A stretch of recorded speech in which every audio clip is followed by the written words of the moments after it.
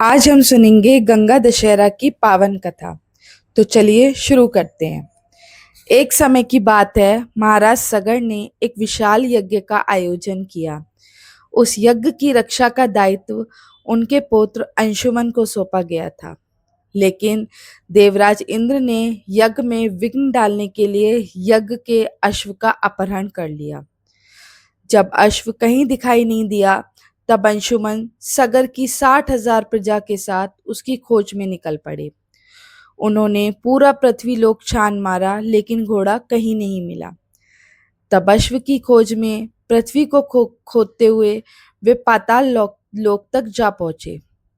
वहां उन्होंने देखा कि भगवान के अवतार महर्षि कपिल गहन तपस्या में लीन बैठे हैं और पास ही यज्ञ का अश्व घास चर रहा है। अज्ञानवश सगर की प्रजा महर्षि कपिल को ही चोर समझ बैठी और जोर जोर से चोर चोर चिल्लाने लगी। उनके शोर से महर्षि कपिल की समाधि भंग हो गई। जैसे ही उन्होंने अपने तेजस्वी नेत्र खोले, वैसे ही सगर की पूरी प्रजा उनके क्रोधाग्नि से भस्म हो गई।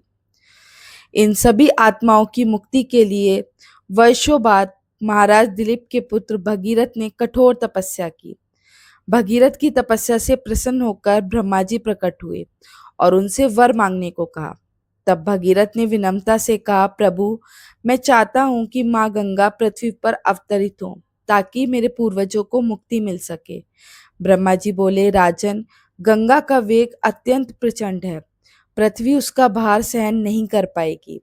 केवल भगवान शिव ही उनके वेग को संभाल सकते हैं। इसलिए पहले भगवान शिव को प्रसन्न करो।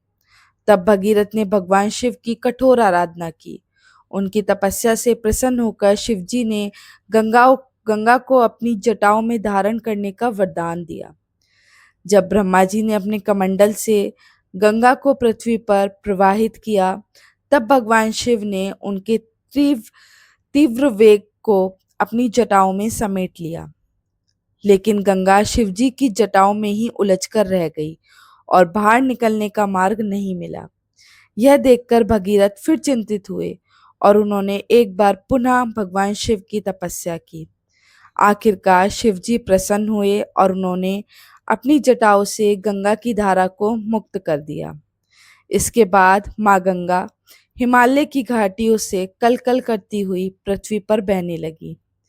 भगीरथ आगे आगे चलते रहे और गंगा माँ उनके पीछे पीछे बहती हुई उस स्थान तक पहुंची जहां सगर पुत्रों की अस्थियां थीं।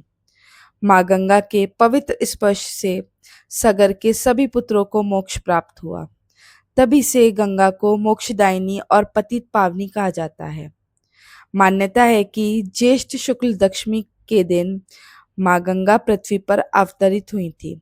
इसीलिए इस पावन गंगा दशहरा के रूप में मनाया जाता है।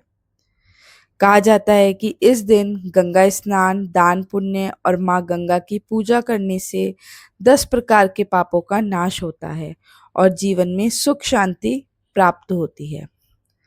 तो भक्तों, ये थी माँ गंगा के धरती पर अवतरण की पावन कथा। राजा भगीरथ की तपस्या, भगवान शिव की कृपा और माँ गंगा के आशीर्वाद ने संसार को मोक्ष वाली पवित्र गंगा प्रदान की। अगर आपको ये कथा पसंद आई हो तो वीडियो को लाइक और शेयर ज़रूर करें। मिलते हैं अगले वीडियो में, तब तक के लिए राधे राधे।